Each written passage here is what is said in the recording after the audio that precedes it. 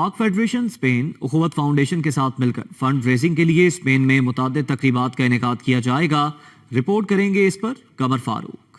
وطن سے محبت کا قرض اتارنے میں سب سے بڑا نام ڈاکٹر امجد ثاقب، پاکستان کا بیٹا، جس نے پاکستان کے وہ غیور پاکستانی جو متوسط طبقے سے تعلق رکھتے ہیں، ہاتھ پھیلانا نہیں چاہتے، ان کی مدد کی اور ان کو پاؤں پر کھڑا کیا. وہ اسپین آ رہے ہیں.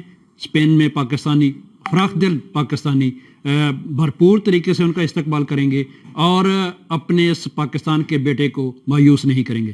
ڈاکٹر امجد ثاقب صاحب جو چیئرمین ہیں اخوت کے، وہ فنڈ ریزنگ کے لیے 10 تاریخ کو بارسلونا تشریف لا رہے ہیں.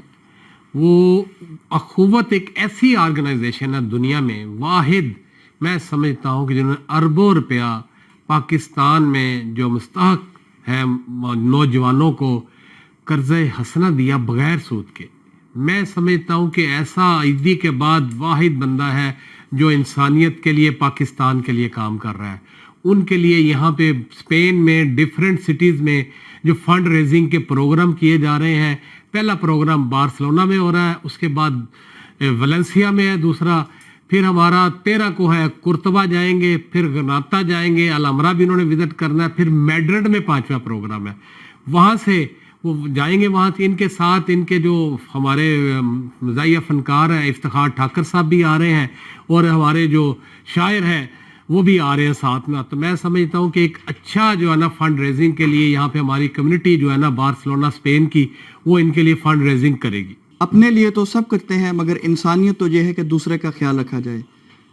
دنیا بھر کی طرح اسپین کے شہر بارسلونا میں ایک ڈونیٹ کے حوالے سے الخدمت ایک پروگرام کر رہی ہے، جس میں اسٹیج کی دنیا کا بڑا نام افتخار ٹھاکر اور ڈاکٹر امجد تشریف لا رہے ہیں. تمام خواتین حضرات سے التماس ہے وہ اس میں آئیں اور بزنس کمیونٹی تمام مکتبہ فکر کے لوگ آئیں اور بڑھ چڑھ کے اس میں حصہ لیں.